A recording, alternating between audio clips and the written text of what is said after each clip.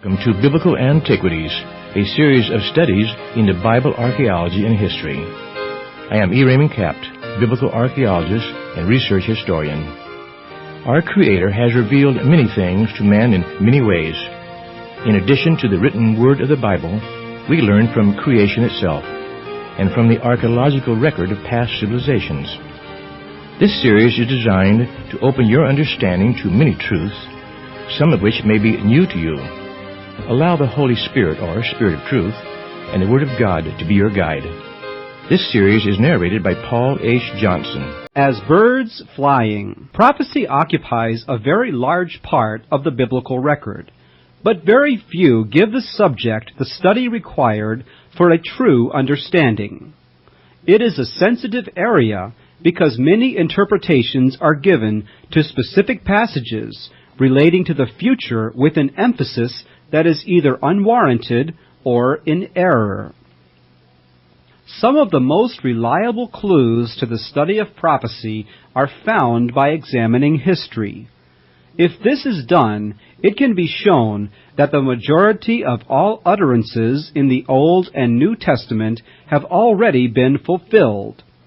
Others remain to be explained as future events bring them into focus. Isaiah, a high-ranking official at the royal court of ancient Israel, foresaw one such incident 2,500 years ahead of his own day. Reading from Isaiah 31, verse 5. As birds flying, so will the Lord of hosts defend Jerusalem. Defending also he will deliver it, and passing over he will preserve it. Isaiah uses a peculiar way to speak of the capture of a city, Jerusalem, as birds flying. The prophet Daniel also foretold of this event. Reading from Daniel 12, verse 12. Blessed is he that waiteth, and cometh to the 1,335 days. Another prophet, Haggai, foretold the very day and the month of this same event. Reading from Haggai 2, verse 18. Consider now from this day and upward, from the 24th day of the 9th month, even from the day that the foundation of the Lord's temple was laid, consider it. I'll explain the significance of these verses in this study. To us today, these prophecies are past history, but not long past. The study will reveal the fulfillment of these prophecies concerning the capture of Jerusalem as birds flying on December 9, 1917, by the British forces during World War I under General Allenby and the subsequent defeat of the Turkish army in Palestine. For the student of Bible history with eyes to see and ears to hear, the capture of Jerusalem completed a major phase of biblical prophecy and pointing toward the culmination of this age. Palestine for centuries has been a land of battles, bloodshed, bravery, treachery, and heroes. Few other geographical areas of the world have been so fought over. In biblical times, Palestine was a strategic land bridge, a trade and buffer zone between the greater and lesser empires of antiquity. Egypt, Assyria, Babylon, Syria, and the Hittite kingdom were a few of the nations that sent powerful armies traversing this land. The Egyptians came under their pharaoh Ramses the Great and Thutmose III. Perhaps the cruelest conquerors of all were the Assyrians. Macedonian Greeks under Alexander the Great, iron-disciplined legions of imperial Rome, and Arab and Saracen horsemen poured like locusts from the desert of Arabia, inflamed by Islam and the call of jihad, or holy war, against the infidel. The Crusaders, warriors of Christendom, led by Richard Coeur de Lion, the Lionheart of England, and Godfrey de Bouillon, briefly wrested control of the Holy Land from Saladin, the Saracen leader. Finally, the cruel occupation of Palestine through hundreds of years by the Turk, the then spiritual leaders of Islam. But the soil of the Holy Land was soon to soak up more blood and witness destruction by modern technological warfare. World War I officially started on August 1, 1914, between Russia and Germany, followed by Germany's formal declaration of war against France on August 3. England entered the war on August 4, when Germany crossed the Belgian frontier. The war in Palestine began in January 1915 with a Turkish offensive against the Suez Canal. However, it was easily beaten off. In 1916 and 1917, the British forces under Sir Archibald Murray conducted an offensive across Sinai, laying a railroad and water pipeline as they went, which was stopped at Gaza on the southern edge of the fertile plain of Palestine and was severally repulsed. In London, it was considered a shoddy performance which should have gained its objectives, and Murray was recalled to Britain. In June 1917, General Edmund Allenby was given command of the Egyptian Expeditionary Force with the responsibility of the capture of Jerusalem from the Turks by Christmas that year. In Prime Minister Lloyd George's own words, it was Allenby's responsibility to present Britain with a Christmas present, the capture of Jerusalem. Allenby was not at all keen on going to the Middle East, and expressed his feelings in these words, "The last man failed, and I see no reason why I should be able to succeed." Then later, a remarkable conversation took place that changed Allenby's reluctance to accept the command of the British forces in Egypt. A close friend of Allenby, General Beauvoir de Lille, revealed to Allenby biblical prophecies containing references to Jerusalem in two books published in 1878 and in 1880, both by H. Grattan Guinness, The Approaching End of the Age and Light for the Last Days. The prophecies relating to Jerusalem as calculated by Grattan Guinness pointed to 1917 as the year of deliverance of the city from Turkish rule. General de Lille said that God would be with him. Allenby in his coming conflict with the Turks, and that it appeared that Allenby had been chosen by God to fulfill the prophecy concerning the capture of Jerusalem. General de Lisle also pointed out a book called The Fullness of the Nations by another eminent prophetic biblical student, Dr. H. Aldersmith, who also calculated that Jerusalem would fall in 1917. General Allenby was deeply impressed by the words of General de Lisle. Then followed a most unusual discussion which was to have deeply significant repercussions between General Allenby and Admiral John Fisher, which was recorded by Lord Fisher's secretary. Allenby was told that he, as Commander-in-Chief of the British Expeditionary Forces, was going to be God's instrument for the capture of Jerusalem in December 1917. Stunned by the frankness of Lord Fisher's revelation, Allenby asked politely how Britain's most distinguished sailor had come to these deductions.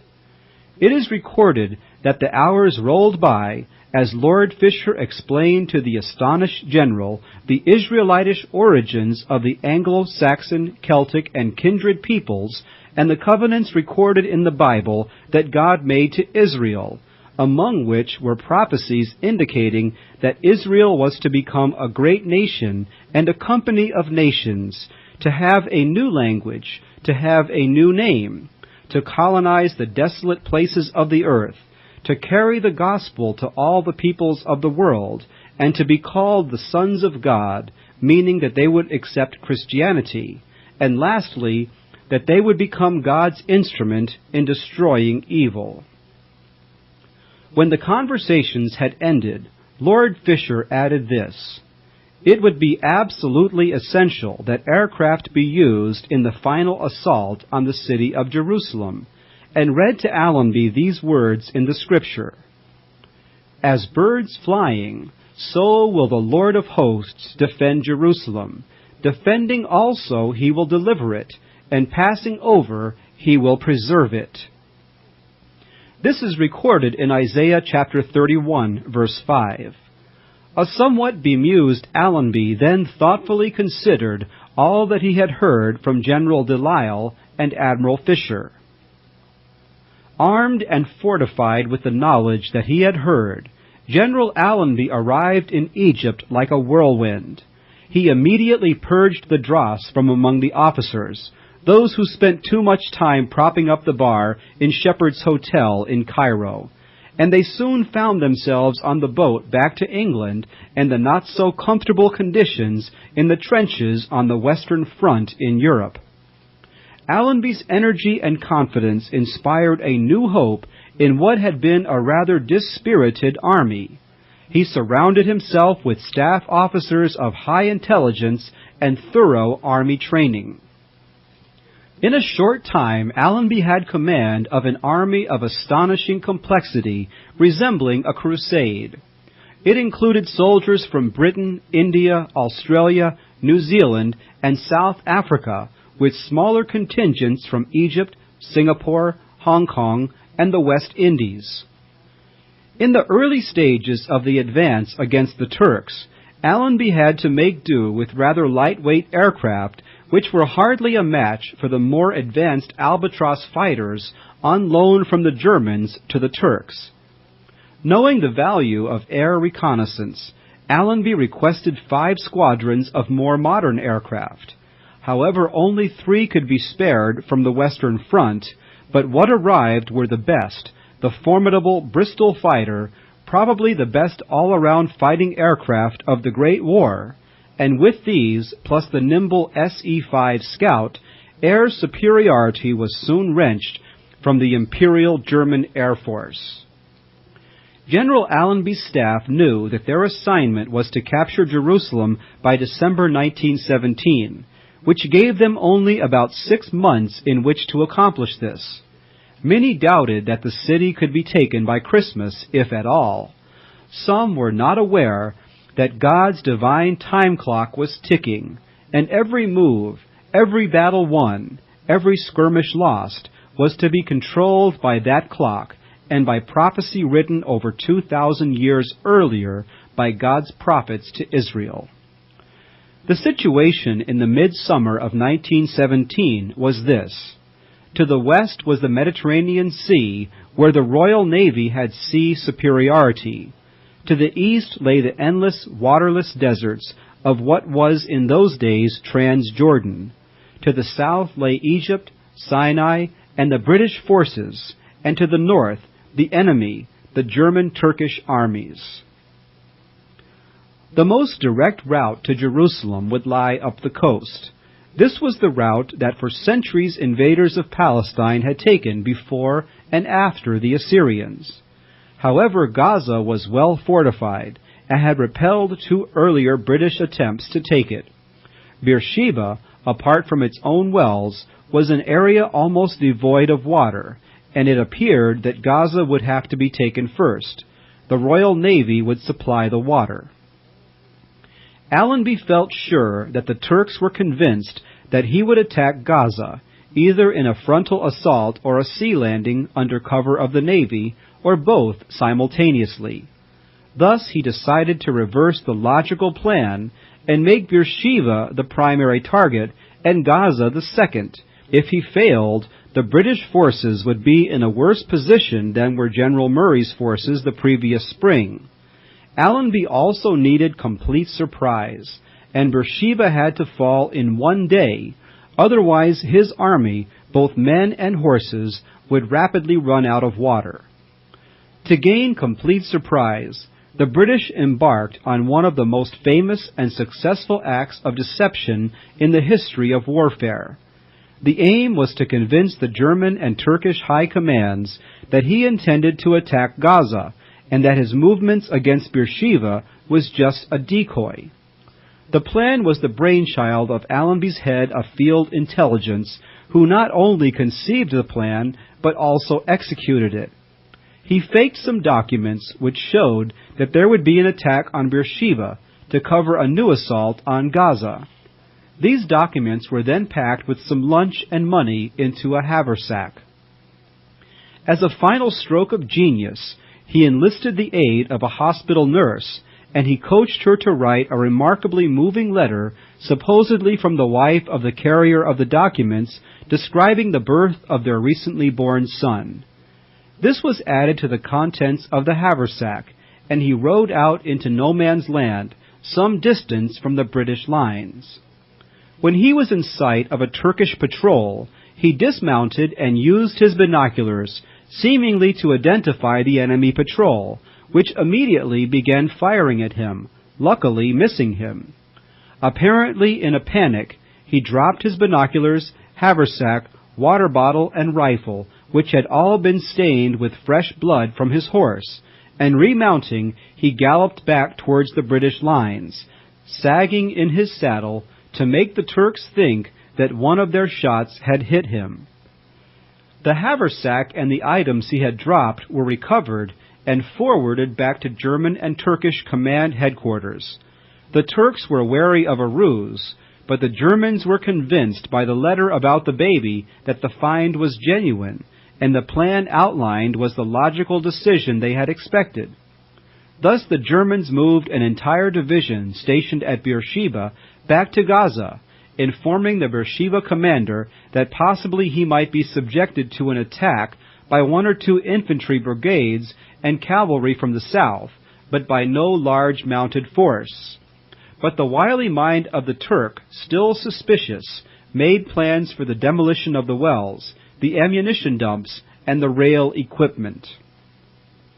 Allenby's plan was to move units of mounted cavalry and infantry by means of night marches, spending the days hidden in wadis or any available cover.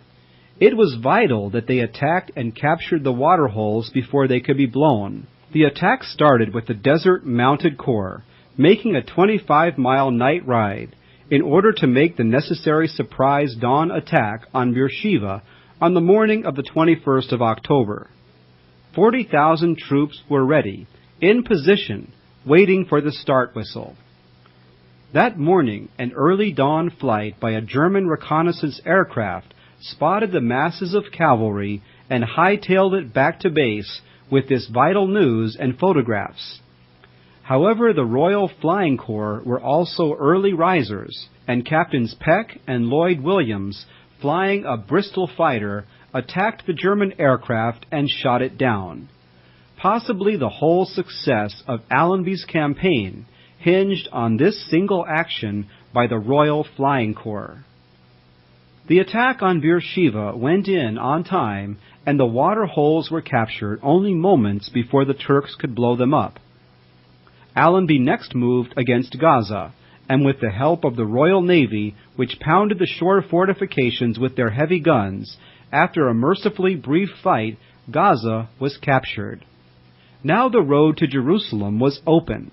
The Turks were forced to retreat northwards during the next few weeks, and the Royal Flying Corps had by this time completely dominated the skies over Palestine.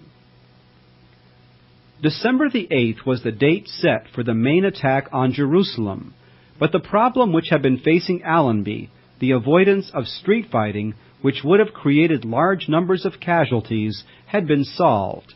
The Turkish army had withdrawn. The following day, the 9th of December, the mayor of Jerusalem and his ministers came out from the city bearing a white flag and attempted to surrender to a party of army cooks who had gotten themselves lost. However, they directed the mayoral party to a group of gunner officers who were too busy to attend to this distraction, as they were getting their guns into a good firing position for the expected assault on the city and the now non-existent Turkish lines. By now, the somewhat disillusioned mayor and his party had been tramping about in the heat and the dust all morning, looking for someone to surrender to, but eventually they managed to come in contact with General O'Shea and his staff officers, who graciously accepted the keys of the city on behalf of General Allenby, much to the relief of the mayor of Jerusalem. The date was the 9th of December, 1917. As previously mentioned, Dr. Grattan Guinness was bold enough in 1886 to predict from Bible prophecy that 1917 would be the very year when Jerusalem would be delivered from the Mohammedan power, and he published his findings in 1878, fully 39 years before the date of the capture of the city.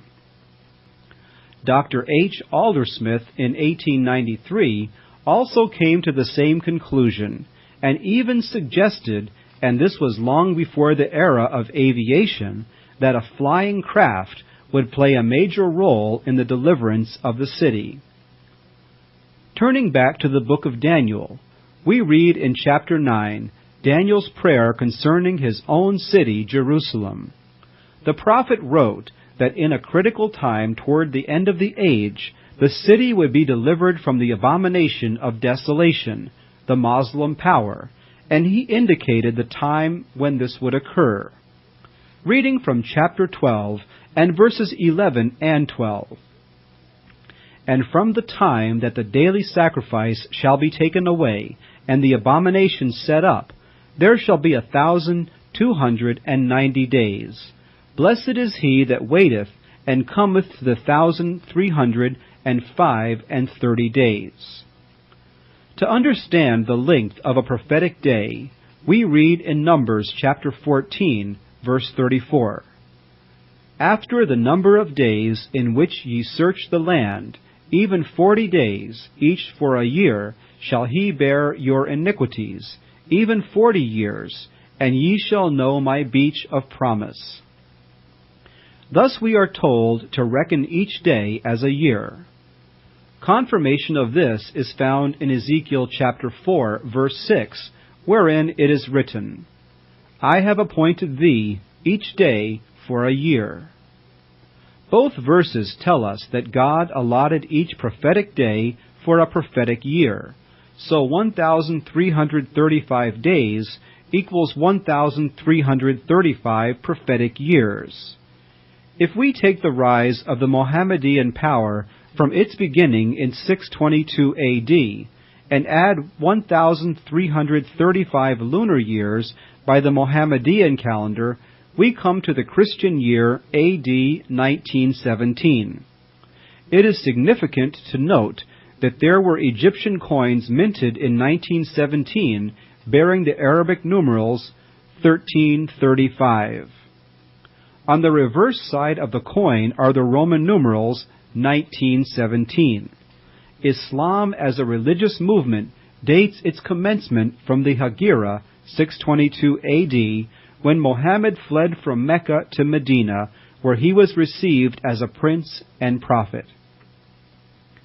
Not only is the date 1917 clearly indicated in the Scriptures, but the very month and day Jerusalem would fall is shown, as recorded by the prophet Haggai, as being the 24th day of the month Kislev, for which the year 1917 falls on December the 9th, the very day and month that Jerusalem fell as birds flying. Was it just a coincidence, or was it God's timing, that the English prayer book, issued in 1871, called for the lesson to be read on the 9th of December to be Isaiah's words, As birds flying, so will the Lord of hosts defend Jerusalem. To commemorate their part in the liberation of Jerusalem and the land of Palestine from 400 years of Turkish domination, No. 14 Bomber Squadron of the Royal Air Force adopted a new insignia with its motto in Arabic, I spread my wings and keep my promise.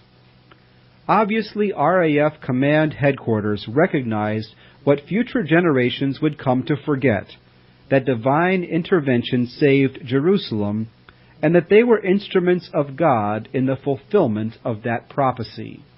In his biography of General Allenby, General Wavell recounts a strange traditions among the Arabs. They stated, when the waters of the Nile flow into Palestine, then will a prophet of the Lord deliver Jerusalem from the Turkish yoke. The waters of the Nile did flow into Palestine via the water pipeline constructed by the royal engineers all the way from Egypt into a massive water purification plant installed with lines leading off to all the army units. And curiously enough, Allenby's name, pronounced as an Arab would say it, is Allah en Nebi, means prophet of the Lord. Isaiah chapter 19, verse 23 states, "In that day there will be a highway from Egypt to Assyria." There must have been a desert track of some sort between Egypt and Palestine for hundreds of years, but whether Isaiah's words, "in that day," refers to the Allenby campaign is a matter for conjecture. However, in order that wheeled vehicles could bring up military stores to the front line, a wire mesh roadway was laid all the way from Kantara in Egypt, covering the soft sand of the desert. The capture of Jerusalem as birds flying is only one of the hundreds of examples of divine time measures that show, as Isaiah chapter 40 tells us, "The nations are as a drop in a bucket, and are counted as small dust in the balance, and that God bringeth the princes of the earth to nothing, and maketh the judges of the earth as vanity." The nations of the earth have their times of power predestined by God, who raises them up and brings them down according to His timetable, always mindful of His promises to His people Israel, promises which cannot be broken. I hope you have enjoyed this study in biblical antiquities, covering archaeological research in the Bible lands that has led to a proper understanding of the biblical text and historical events it records.